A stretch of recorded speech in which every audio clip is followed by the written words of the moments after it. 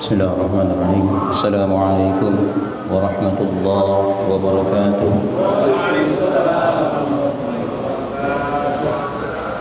Alhamdulillah.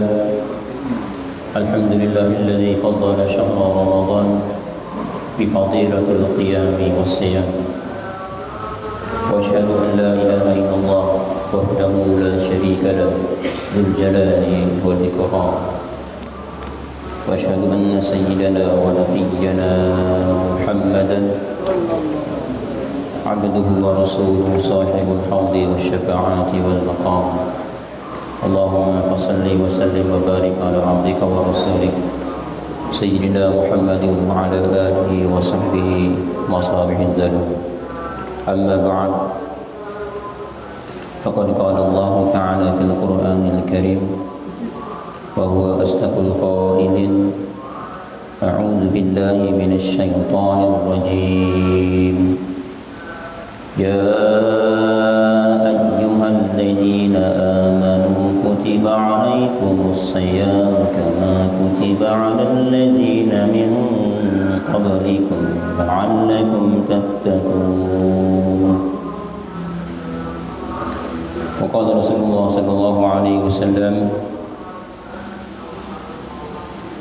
as-sawmu junnatun fasumu tasihu. Sadaqallahul azim wa sadaqa wa ballagha rasuluhun nabiyyul habibul karim wa nahnu ala dhalika minasy syahidin wasyakirin walhamdulillahi rabbil alamin. Subhanaka la ilma lana illa ma 'allamtana innaka antal alimul hakim. ربنا افتح بيننا وبين قومنا بالحق وأنت خير الفاتحين. Ma'asyiral muslimin wal muslimat, shaimin shaimat yang dirahmati Allah. Alhamdulillah, di hari yang ke-6 Ramadan kita kembali berkumpul bersama dalam kajian tafsir Al-Qur'anul Karim. Mudah-mudahan thalabul ilmi kita pada pagi hari ini menambah-nambah ibadah kepada Allah Ta'ala. Dan mudah-mudahan kita semua tergolong orang-orang yang mati dalam keadaan thalibul ilmi, mencari ilmu. Begitu tingginya orang yang berilmu sampai Allah Ta'ala memposisikan mereka di posisi yang ketiga setelah malaikat. Faqala ta'ala: syahidallahu annahu la ilaha illa huwa wal malaikatu wa ulul ilmi. Pertama Allah, kedua malaikat, yang ketiga ulul ilmi, orang-orang berilmu. Jika kita termasuk ahlul ilmi, cinta dengan ilmu, maka kita tidak akan pernah kenyang dalam mencari ilmu. Ada empat hal yang tidak akan pernah kenyang dari empat hal. Arba'un la tashba' min arba'. Ada empat perkara yang tidak akan pernah kenyang dari empat perkara. Yang pertama, al-ardu minal matar. Bumi tidak akan pernah kenyang dari menerima air hujan. Sebagaimanapun derasnya hujan, bumi tidak akan pernah merasa kenyang. Yang kedua, wal ainu minan nazar. Mata dari melihat. Tidak pernah ada sejarahnya orang bosan melihat, tutup mata hari itu atau jam itu, tidak ada. Semuanya tidak akan pernah kenyang dari melihat. Yang ketiga, wal farju minaz zakar. Ini untuk 21 tahun ke atas ya. Farji dari zakar tidak akan pernah kenyang. Tahu Pak Farji, Pak? Tahu farji?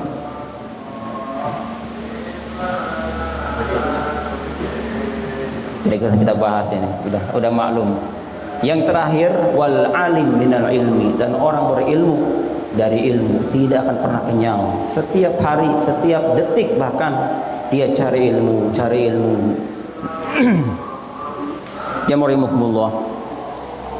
Oleh karena itu, dalam sebuah hadis diriwayatkan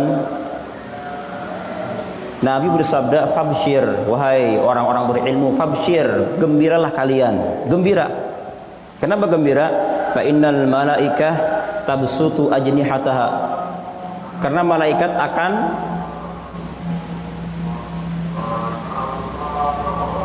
membeberkan sayapnya.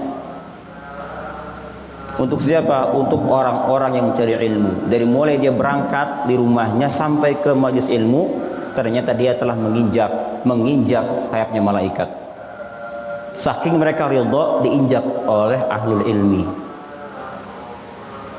Yang kedua, wahitanal bahri, perhatikan ikan yang ada di air. Ikan tidak ada yang berlisan. Tidak ada ikan berlisan. Tetapi Nabi mengatakan ikan yang di air itu yastaghfiru, akan minta istighfar, minta ampun kepada siapa? Untuk orang-orang yang mencari ilmu. Semua ikan, bayangkan Pak, dari ikan yang paling kecil sampai yang besar, semua istighfar. Untuk siapa? Untuk orang-orang yang mencari ilmu. Ya Allah, ampuni si fulan, ampuni si fulan, ampuni si fulan. Itu setiap hari begitu. Padahal ikan tidak berlisan. Jika saja ikan tidak berlisan beristighfar untuk ahlul ilmi, bagaimana yang berlisan? Oleh karena itu sangat-sangat luar biasa ilmu ini. Karena ilmu termasuk dari sifatnya Allah Ta'ala Al-Alim. Ada di antara nama Allah Al-Alimu, yang Maha Alim.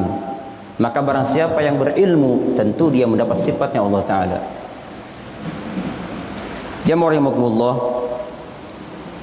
dalam kajian kita kali ini kita akan mengkaji, mestinya pagi ini kita meneruskan tafsir surat Quraisy, ya. Quraisy bukan? Quraisy. Tapi pagi hari ini berhubung sekarang Ramadan, jadi kita akan mengupas tentang Al-Baqarah ayat 183. Sudah hafal semuanya. Bahkan mungkin di sini sudah ribuan kali mendengar ayat ini. Bosan kali ya. Apalagi di sini para ustadznya, guru-guru saya lebih mantap ilmunya, lebih unggul ilmunya. Tapi nggak apalah, tidak apa. Meskipun saya kurang ilmu, terbatas, tapi insya Allah kita coba untuk menggali isi ayat ini tersebut. Asy-Syaikh Ismail bin Ibrahim dalam kitab Ta'lim Ta'alim mengatakan, yanbaghi li talibil ilmi an yastami'al ilma wal hikmah bitta'zim wal hurmah. Sejogjanya seorang ahlul ilm, pecinta ilmu, dia harus mendengarkan ilmu dengan ta'zim, mengagungkan, dan dengan menghormati ilmu dan mengagungkan ilmu, meskipun dia pernah mendengar 1000 kali ilmu tersebut. Jangan sampai ketika awal kita mendengar ilmu kita semangat ta'zim, tetapi ketika diulang-ulang 1000 kali malah turun semangatnya. Ini tidak termasuk ahlul ilmi. Kita tidak melihat si pembicaranya, siapapun orangnya, apakah dia mungkin di bawah kita, anak kita mungkin, bahkan pembantu kita mungkin, tetapi kalau bicara ilmu, kita ambil ilmunya, bukan orangnya. Kata Ali, undur ma qala wala tandur man qala. Ambil ucapannya, tinggalkan yang bicaranya. Dulu Pak ada cerita, kita mengenal seorang imam namanya Abu Hanifah. Abu Hanifah ini seorang mujtahid. Suatu hari beliau bingung ketika ditanya oleh satu jamaah tentang masalah khunsa, seseorang yang punya 2 alat kelamin. Jadi ada orang punya 2 alat kelamin, laki dan perempuan. Dia ditanya, kira-kira berapa bagian warisan si khunsa, pada saat orang tuanya meninggal dunia. Beliau bingung. Baru kali ini saya ditanya masalah seperti ini. Kata beliau, tawakuf. Saya akan cari ilmunya. Akhirnya di pending Pak, ditunggu sampai pertemuan berikutnya. Di rumah beliau itu Abu Hanifah mundar-mandir ke atas, ke bawah, depan, mundur, bingung gimana caranya ini memecahkan ilmu ini. Ada pembantunya. Pembantunya melihat seorang imam kebingungan. Ditanyalah beliau, wahai sang imam, kenapa anda saya perhatikan dari tadi seperti orang bingung? Kata Abu Hanifah, iya saya bingung. Bingung apa? Ada yang nanya tentang masalah khunsa, berapa besar jumlahnya warisan yang akan dia dapatkan ketika orang tuanya meninggal dunia. Kata pembantunya dengan gampang mengatakan, itu mah gampang. Bayangkan, seorang pembantu mengatakan, itu mah gampang wahai imam. Lah, saya aja bingung, itu kok gampang? Gampang. Bagaimana caranya gampang? Tinggal dilihat saja dia pipis di mana arahnya dia keluar tuh si kemaluannya. Jika keluar dari laki-laki berarti dia laki-laki.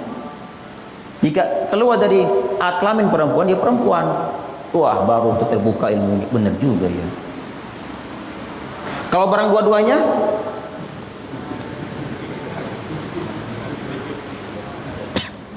nah kalau barang dua-duanya gampang juga. Bagaimana caranya? Tinggal tanyakan dia suka sama siapa, laki perempuan. Jika dia suka sama laki-laki berarti dia perempuan. Jika dia suka sama perempuan berarti dia laki-laki. Oh iya juga ya. Lihat seorang imam Pak, dari Buddha, dari pembantu, benar-benar tidak mengatakan kamu siapa. Imam nih imam, kamu siapa? Enggak. Itulah ilmu Pak. Dimanapun kita dapat, ambil ilmu tersebut. Meskipun dalam sebuah hadis, walau min famil bahaim, meskipun muncul dari mulutnya binatang, kita ambil. Ada binatang ngomong cicak misalnya, wahai bapak, ngasih ilmu dia, ambil. Bahkan setan sekalipun Pak, iblis, itu ambil ilmunya.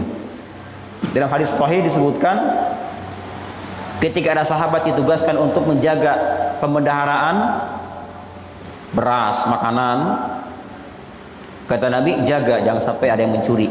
Siap ya Rasulullah. Pada malam pertama datang iblis, pura-pura jadi apa?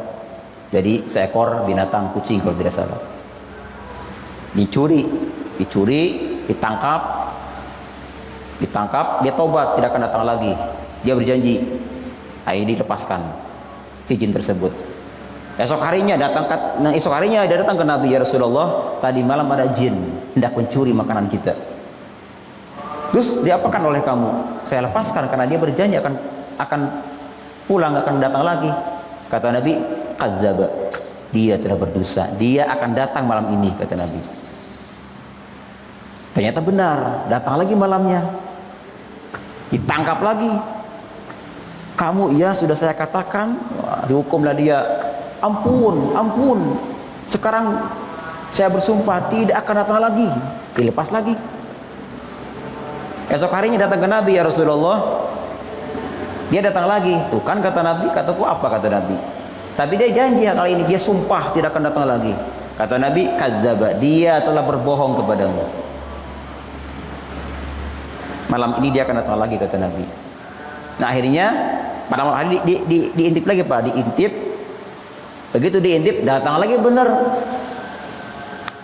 ditangkap lagi. Pas ditangkap, kata si jin, sekarang saya tidak akan balik lagi. Bohong kamu, kata sahabat itu. Saya akan kasih kamu ilmu. Nah ini nih, kata si iblis, si jin, baca ayat kursi, katanya. Kalau kamu ingin saya tidak datang lagi, baca ayat kursi. Hanya dibaca ayat kursi. Esok harinya beliau datang ke Nabi dan bercerita bahwa kata si jin itu, dia mengatakan kalau ingin aman harta bendanya, bacakan ayat kursi. Apa kata Nabi? Shadaqah, dia telah berkata benar, kan? Itu ilmu Pak. Ilmu dari manapun kita dapati, ambil, meskipun dari anak kita sendiri gitu. Jangan mentang-mentang kita orang tua. Apalagi kita kalau debat dengan istri, Pak. Kita kan sering debat dengan istri, pak. Kita nggak mau kalah biasanya nih. Itu kadang-kadang istri lebih benar daripada kita. Kita ambil, cuman kita gengsi, Pak. Malah kita membenarkan, betul juga tapi sih.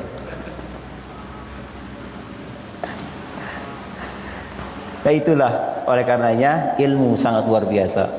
Jangan sampai kita meninggal sebagai orang yang benci terhadap ilmu, naudzubillah.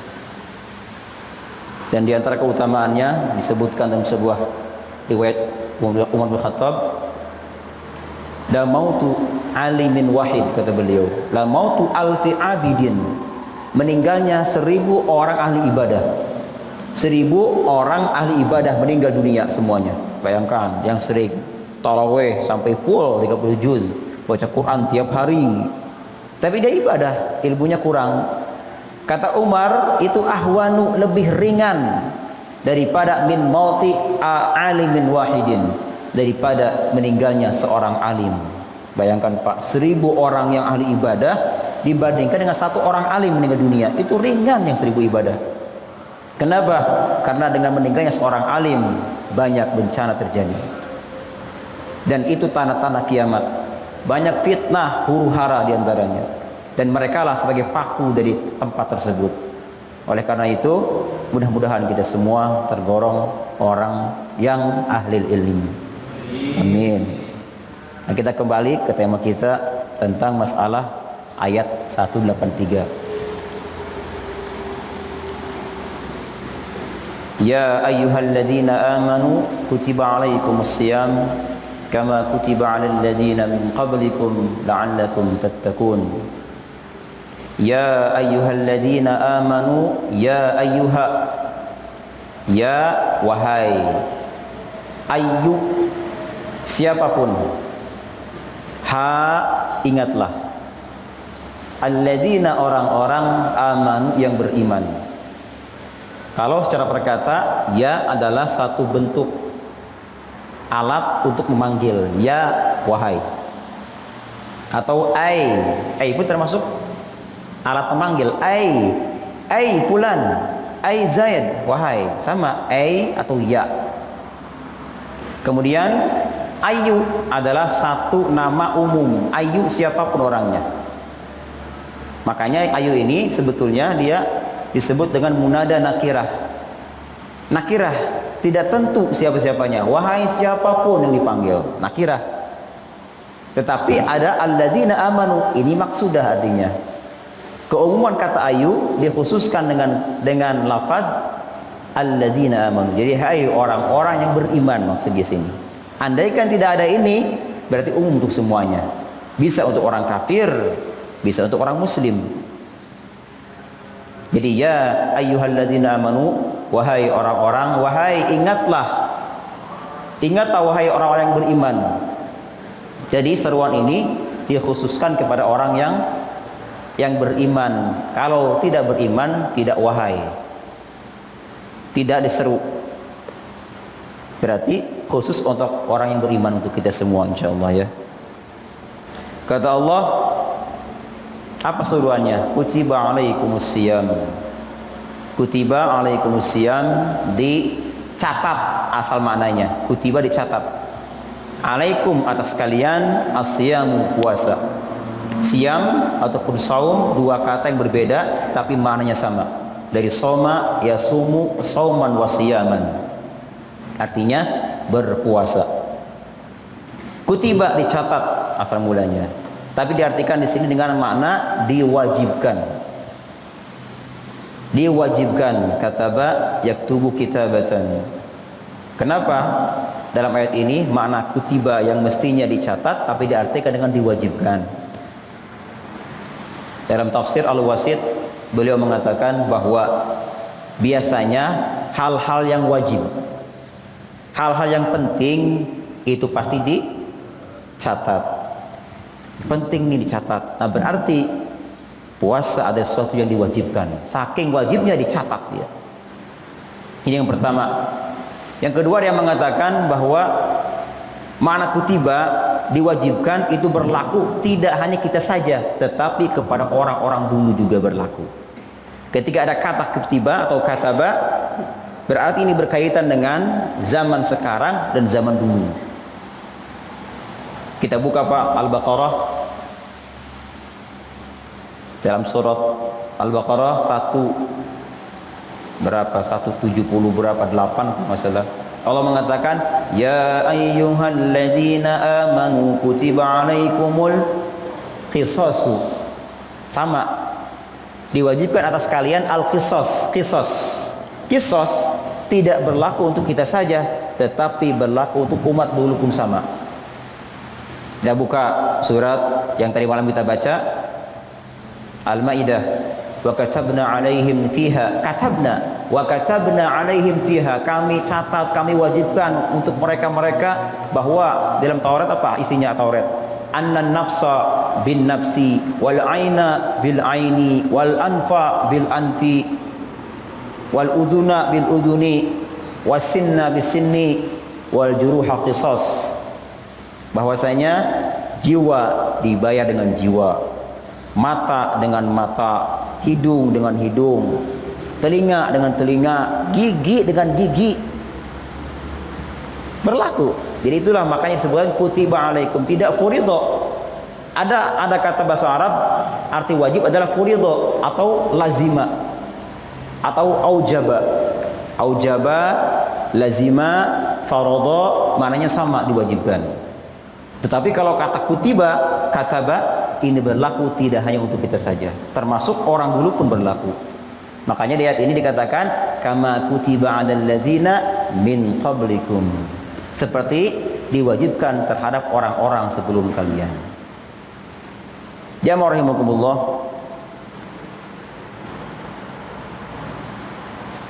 dalam kitab Durrah An-Nasihin ada sebuah riwayat.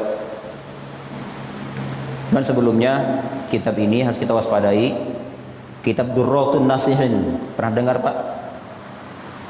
Jadi di sini banyak hadis-hadis maudhu, hadis-hadis palsu.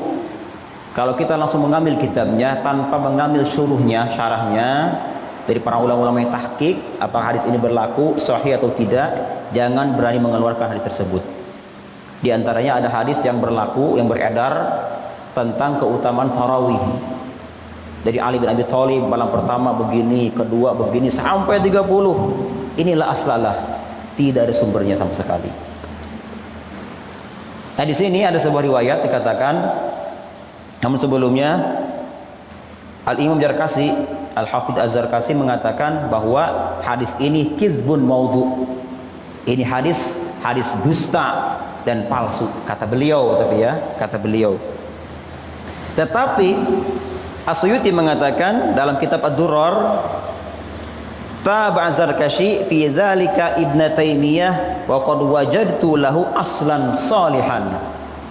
Kata As-Suyuti, pada asalnya Az-Zarkashi mengatakan ini hadis palsu, tetapi ternyata di dalam kitab yang lain dia mengakui bahwasanya hadis ini ada asal sumbernya yang baik. Artinya apa? Hadis ini tidak lepas daripada hasan. Suyuti mengatakan hasan, yang lain mengatakan dhaif.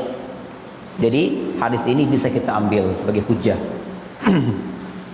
Nah ini adalah tentang asal usul kenapa dalam Islam, bahkan dari zaman dulu sampai zaman sekarang ada puasa. Apa rahasianya kewajiban kita berpuasa?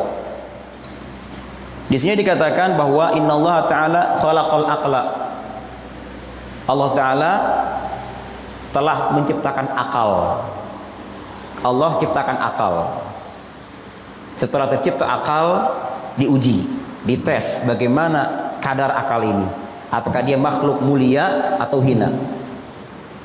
Setelah tercipta si akal, kata Allah lewat ujiannya, ya aqlu aqbil, hai akal menghadap kemari, maju kemari. Dia maju, tunduk kepada Allah Ta'ala.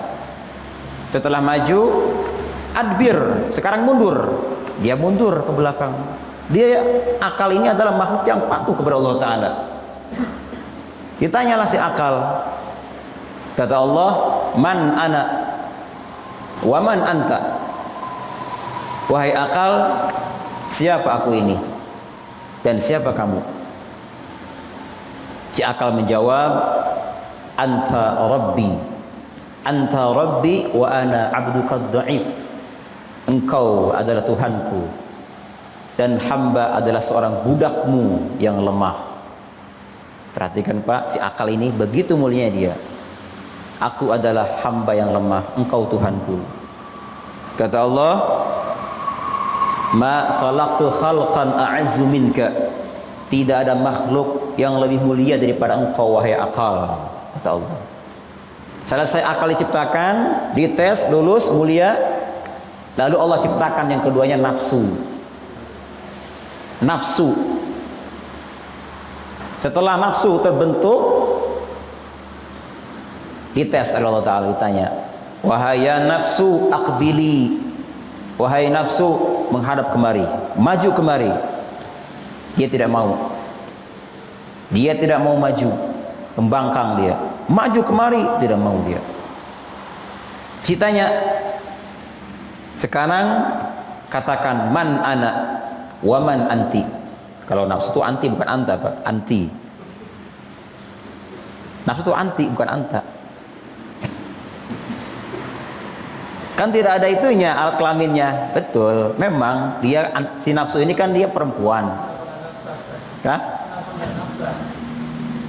Kenapa? Nafsah. Jadi kalau kita bicara mu'annas, Pak, mu'annas perempuan dalam istilah ilmu nahwu, mu'annas itu ada dua. Ada mu'annas hakiki, ada mu'annas majazi. Kalau misalnya ada mu'annas yang ada farjinya, seperti istri kita, anak perempuan kita, saudari kita, ibu kita, itu kan perempuan, ada farjinya, itu mu'annas hakiki. Tapi ada juga mu'annas yang tidak hakiki, artinya tidak ada farjinya, tapi dikatakan mu'annas, itu namanya majazi, seperti nafsu. Contoh lain, ardu, bumi, sama langit, itu kan nggak ada ininya, nggak ada tanda alat kelaminnya, itu namanya ta'nis majazi. Hak, kembalinya ke hak. Kenapa sih nafsu dikatakan seperti perempuan? Karena dia lemah, tetapi lemah juga bisa mengalahkan kita, Pak. Nafsu ini. Kata Allah, hai nafsu, man ana wa man anti. Katakan siapa aku dan siapa kamu. Si nafsu menjawab, anta wa ana. Hebat Pak ya jawabannya. Anta wa ana. Artinya apa? Kalau bahasa kita lu gue, lu gue, kata si nafsu. Wah, Allah murka. Akhirnya Allah berfirman kepada malaikat, seret dia, siksa bakar di neraka jahanam selama 100 tahun. Untuk apa? Agar dia jerah, dia tobat, dia tunduk kepadaku. Diseret si nafsu, disiksa, dibakar 100 tahun lamanya. Selesai dibakar, ditarik lagi, diangkat. Ditanya oleh Allah Ta'ala, ya sekarang bagaimana nafsu? Man ana wa man anti. Siapa aku dan siapa kamu? Dia menjawab, anta wa ana. Tidak mempan dibakar Pak nafsu ini, bayangkan. Dibakar 100 tahun lamanya nggak mempan. Lo gue. Wah, Allah marah lagi. Jika dibakar tidak mempan, sekarang kata Allah Ta'ala, seret dia, masukkan ke dalam neraka yang penuh dengan lapar.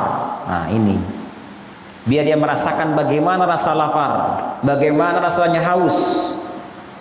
Diseretlah dia, dimasukkan ke dalam neraka, tidak dibakar, tidak, tapi diberikan lapar yang sangat dan haus yang sangat. Selesai 100 tahun lamanya, Allah tidak panggil dia, tidak panggil, tapi tanya malaikat, hei malaikat, tanyakan kepadanya, apa dia sudah berikrar kepadaku bahwa aku Tuhannya?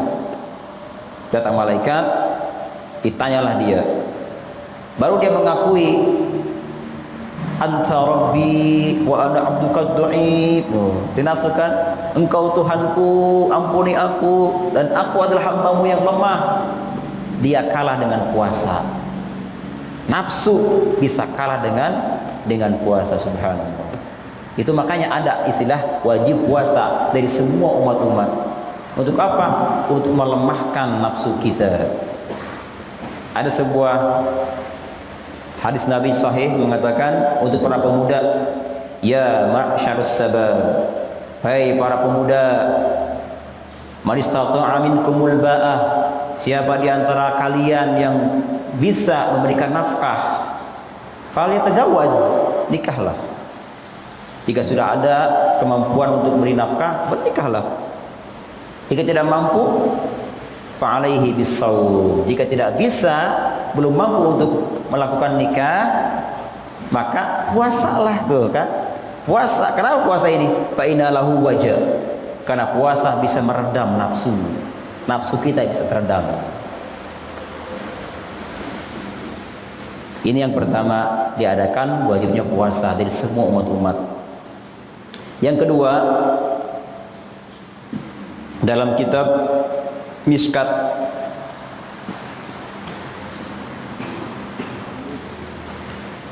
diriwayatkan bahwa anna Adam alaihissalam lamma akala fil jannah min asyajarah baqiya fi jawfihi miqdaru 30 yawma.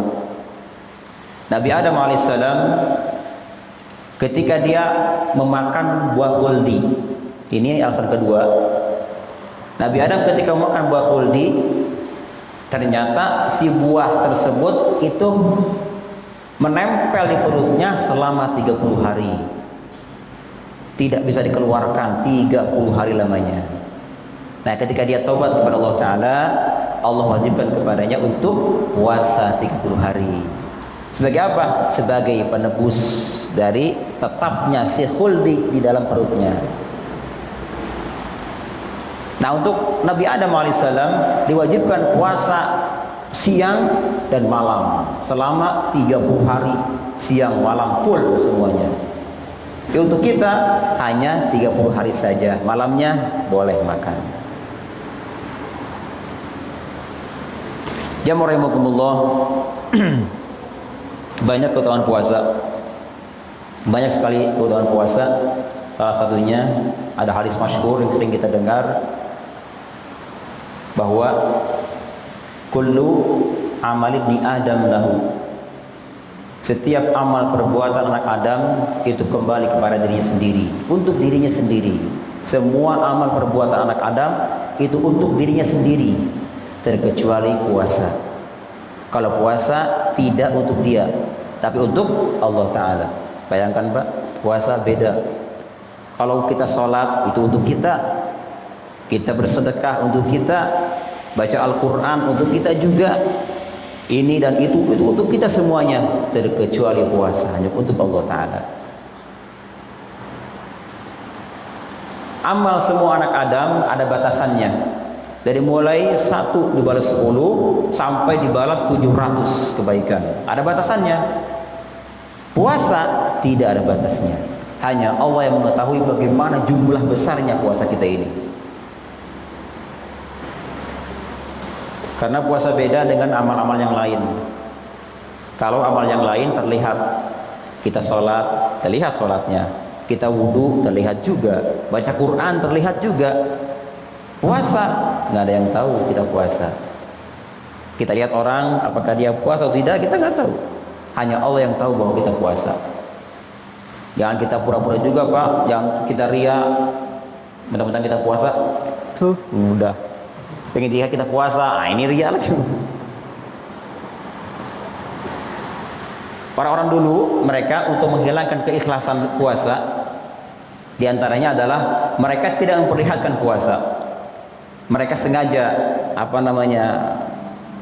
meminyaki rambutnya, mensifati matanya, dicelak, membasahi bibirnya, agar dianggap tidak puasa seperti itu. Untuk menghilangkan ria maksudnya. Jangan kita lihat kita puasa lemah, dilihat-lihatin kering, takutnya itu termasuk riya juga. Biasa saja kayak orang nggak puasa gitu. Karena hanya Allah yang tahu, hanya Allah yang tahu kita puasa tidaknya.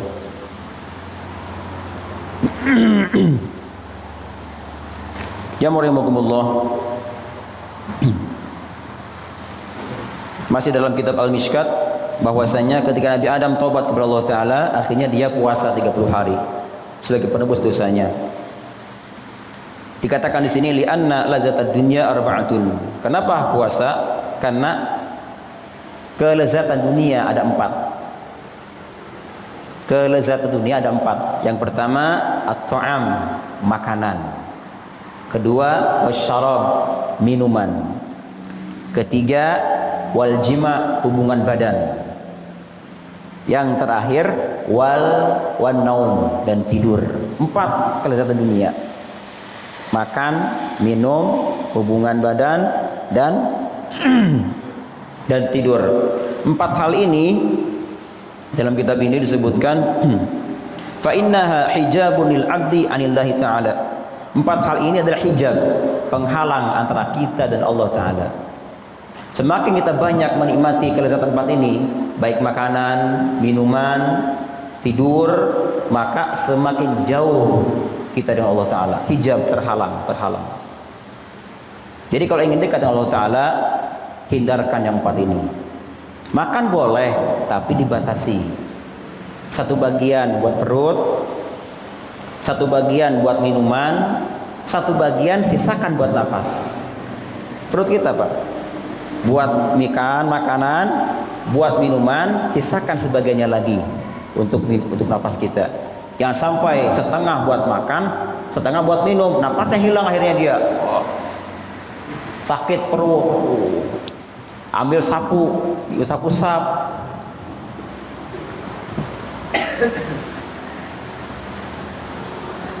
Atau tidur nggak dilarang, silakan tidur, tapi ada batasannya tidur. Maksimal tidur dalam Islam jangan lebih dari 7 jam siang dan malam. Jika kurang dari itu baik. Jika lebih dari itu tidak baik. 7 jam Pak. Malam berapa jam? Kalau misalnya kurang malam tidurnya, ya silakan dikodok siangnya.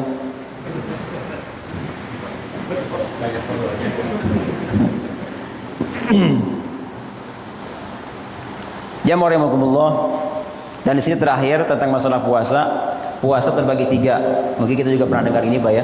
Terbagi 3. Ada puasa umum, ada puasa khusus, ada puasa khususul khusus. Kita yang mana kira-kira nih?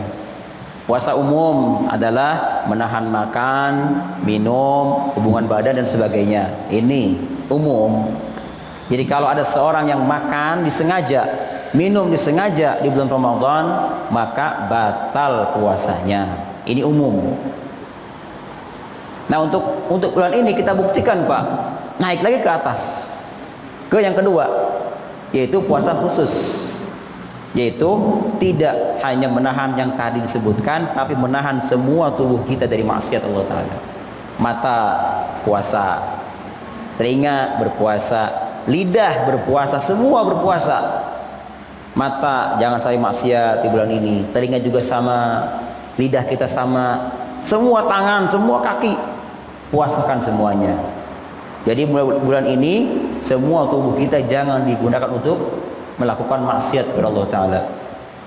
Sebagaimana ada sebuah riwayat dalam sebuah hadis, khamsun yufattirna shaim, ada 5 perkara yang bisa membatalkan pahala puasa. 5 perkara yang membatalkan pahala puasa. Yang pertama, al-kadzibu, berdusta ketika puasa. Berdusta ketika puasa termasuk hilang pahala puasa. Yang kedua, wal gibah. Gibah. Itu enak Pak gibah itu. Sampai kita ngabuburit, gibah orang tuh enak banget itu. Si pulannya itu tuh imamnya tadi malam kesel banget saya kelamaan itu ada gitu.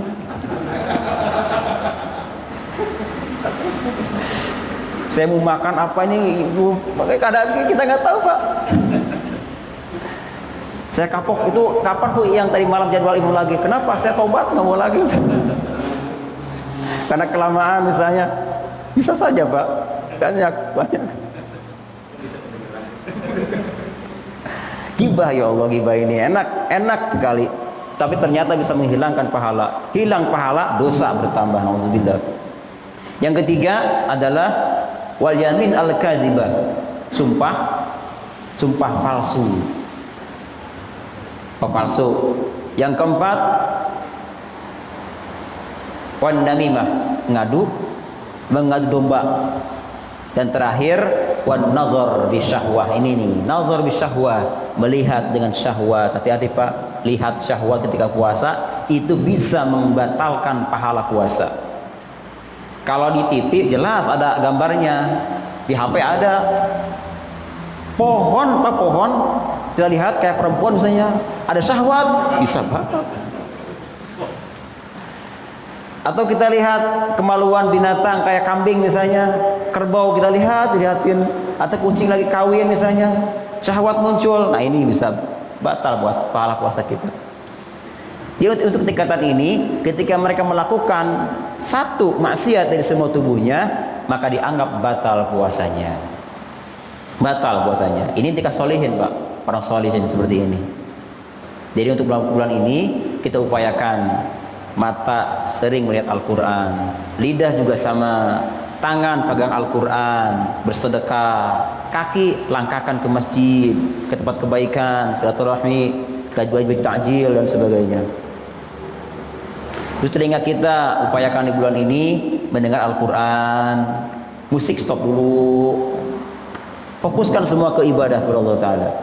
Tingkatan kedua ini, masa kita nggak naik-naik dari dulu, puasa umum terus, naiklah. Kalau sudah ke tingkat kedua, ketika terakhir paling atas, ini paling hebat Pak, saumu khususul khusus, puasa hati yang puasa. Selain yang tadi diamalkan, hati juga sama, berpuasa hati. Artinya apa? Hati kita puasa, jangan sampai lalai kepada Allah Ta'ala dari mulai subuh sampai maghrib. Ingat kepada Allah Ta'ala, zikir terus. Ini puasa para nabi, para siddiqin. Semoga kita semua bisa mencapai derajat ini. Amin amin. Ya rahimakumullah, kama kutiba 'alal ladzina min qablikum, seperti halnya puasa diwajibkan atas orang-orang sebelum kalian. Jadi puasa ini tidak hanya kita saja yang puasa. Jadi kita jangan cemburu Pak, jangan marah. Ternyata mereka pun orang dulu puasa juga disuruh. Untuk apa tujuan disamakan seperti ini? Agar umat dulu dengan sekarang itu berlomba-lomba. Umat Musa, Isa, Nuh dan seterusnya itu lomba nanti dari kiamat. Siapa paling hebat? Siapa paling banyak? Termasuk diantaranya adalah anjuran Nabi kita, takasaru tanasalu, wahai umatku, perbanyaklah turunan. Perbanyak turunan. Jangan sampai umatku kalah dengan umat yang lalu. Jangan cukup 2 saja Pak, tambah lagi 3. Tak lagi 4. Wah, ini udah habis nih masa ininya, istri saya cari yang baru. Biar tambah banyak umat. Termasuk diantaranya puasa. Jadi puasa ini adalah untuk apa tujuannya? Untuk berlomba-lomba. Jangan sampai kita sebagai umat Muhammad kalah dengan orang-orang dulu. Oleh karenanya di bulan ini dispesialkan untuk kita ada malam Lailatul Qadar. Ini Pak untungnya kita nih. Misalnya kita kurang maksimal beribadah di bulan ini, ada malam Qadar ini nih. Buktikan di situ kita. Jangan sampai kita lalai dari mulai malam maghrib sampai subuh beribadah kepadanya. Maka kita diberikan pahala lebih baik daripada 1000 bulan.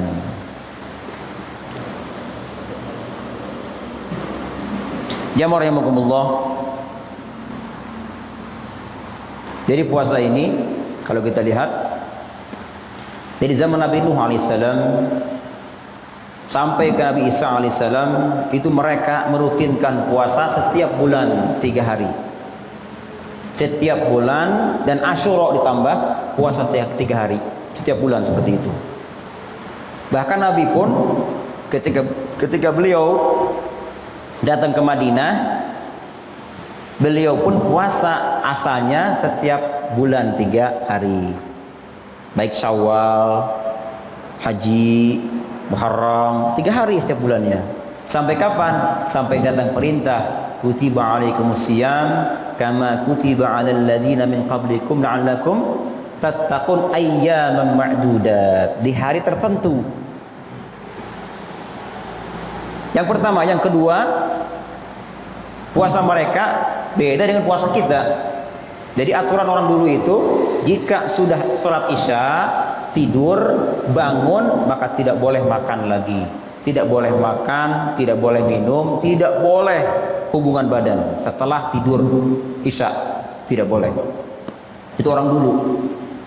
Nah, oleh karenanya dalam sebuah riwayat Mu'adz bin Jabal, beliau mengatakan bahwa ada 2 ibadah yang diberikan 3 tahap. Yang pertama sholat, yang kedua puasa. 2 ibadah ini tidak langsung seperti kita rasakan sekarang ini. Ada tahapannya, Pak. Ada 3 tahap. Seperti sholat. Sholat ada 3 tahap. Yang pertama kiblat. Yang kedua azan. Yang ketiga berjamaah. Dulu para sahabat, dulu Nabi sebelum menghadap Ka'bah yang sekarang ini, beliau selama berapa bulan? Berapa? 17 bulan menghadap kemana? Ke Baitul Maqdis, arah sana. Ibadahnya kiblat, ke arah sana kiblatnya. Sampai-sampai Nabi setiap kali menghadap ke arah Baitul Maqdis selalu menghadap ke langit. Ke arah mana? Ke arah Mekah. Allah mengatakan dalam Al-Baqarah, "Qad nara taqalluba wajhika fis sama." Aku lihat wajahmu paling ke sana Muhammad. Kata Allah, "Falanuwalliyannaka qiblatan tardaha." Jika demikian, maka palingkan wajahmu ke kiblat yang kau sukai. Apa itu? Fawalli wajhaka syatral masjidil haram. Silakan menghadap ke Masjidil Haram, kan? Makanya situlah akhirnya tahapan pertama, dulu ke Baitul Maqdis, dipindah menjadi ke Ka'bah yang sekarang ini. Yang kedua, pada zaman dulu ketika mereka hendak melakukan jamaah sholat, itu nggak ada azan dulu, tidak ada azan sama sekali. Ini mereka manggil, "Fulan, ayo sholat, Fulan," bahkan bawa kentongan, Pak, tung kentongan, ayo kita sholat. Itu simbol mereka untuk mengumpulkan jamaah sholat. Sampai ada suatu hari, ada seorang sahabat Ansor, dia bercerita kepada Nabi SAW bahwa, "Ya Rasulullah, di antara tidur dan tidak, aku melihat seseorang berjubah hijau menghadap kiblat dan membacakan, mengumandangkan Allahu Akbar, Allahu Akbar, Allahu Akbar, Allahu Akbar," sampai selesai. 2 kali ya Rasulullah katanya. Kemudian setelah itu dia terdiam sejenak dan melanjutkan Allahu Akbar, Allahu Akbar, asyhadu an la ilaha illallah, sampai selesai. Terus dia bacakan 2 kali, qad qamatis salatu, qad qamatis salah. Nah, ini awalnya nih. Kata Nabi, "Mur Bilal." Perintahkan Bilal untuk mengumandangkan azan ini. Jadi tidak langsung azan seperti sekarang, enggak, Pak, ada tahapannya. Dan ini bukan hadis, bukan dari sahabat. Akhirnya Nabi menyuruh ke Bilal untuk azan. Allahu Akbar, seterusnya. Selesai. Ini 2 tahapan. Yang ketiga, berjamaah. Ketika berjamaah, dulu jika ada sahabat yang tertinggal berjamaah masbuk, mereka nanya ke yang sholat, "Sudah berapa rakaat?" Gitu. Nanti yang depan kasih tahu, kasih kode, apakah 2 atau 3. Pakai isyarat, Pak. Enggak ngomong, 3. Enggak.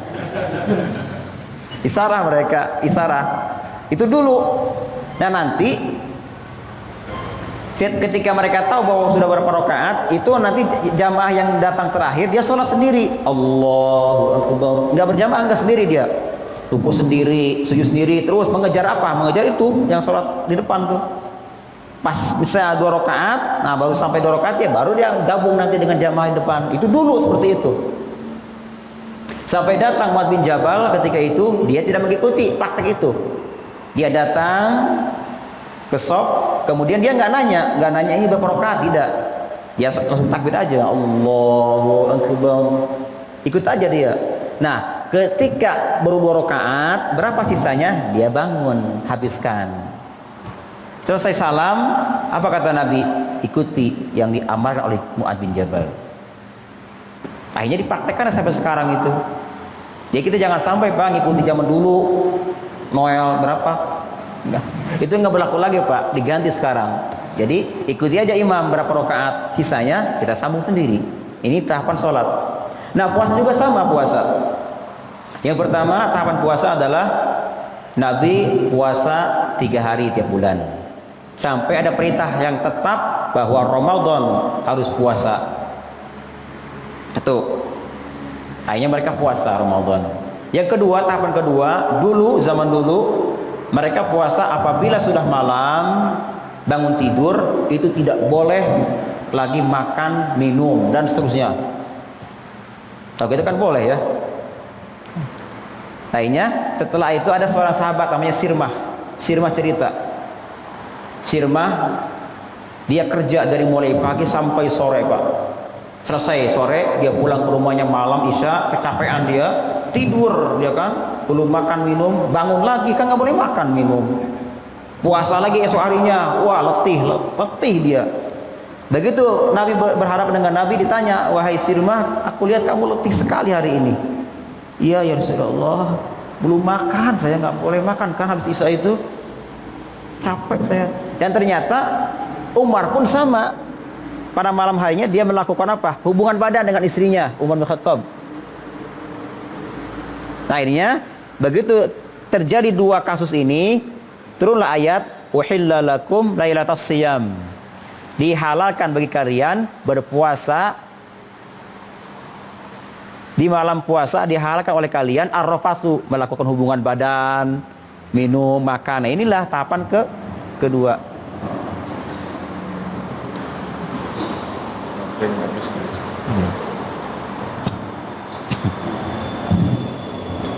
Maaf ya, iklan dulu.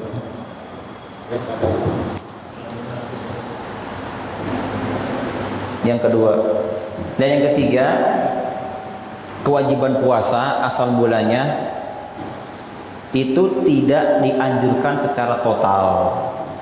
Apakah sehat atau sakit boleh berpuasa. Orang sehat pun kalau tidak mau puasa silakan, nggak apa-apa, tinggal dibayar fidyah saja. Jadi orang yang sehat pun malas puasa, nggak apa-apa, bayar dengan fidyah 1 umur tiap hari. Itu dulu. Akhirnya digantilah oleh Allah Ta'ala dalam ayat-ayat tadi bahwa jika kita sehat itu tidak boleh sampai membatalkan puasa. Puasa dibatalkan hanya boleh bagi yang sakit, faman kana minkum maridan au ala safar. Jika sakit atau sedang safar itu boleh, silakan dibatalkan puasanya, boleh, tetapi faidatun min ayyam ukhar, nanti bayar di hari yang lain. Berapa hari kita nggak puasa, bayar dengan itu. Nah, itulah 3 tahap puasa ini. Habis waktunya. Nah. Baik, kita sisakan untuk si penanya, silakan Pak. Nanti habis waktunya, itu di antara jamaah ada yang hendak bertanya, silakan. Demikian jamaah sekalian, sudah syuruk.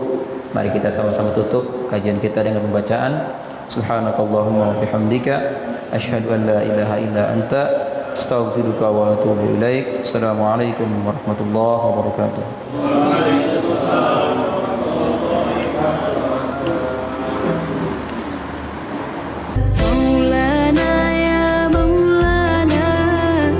سميع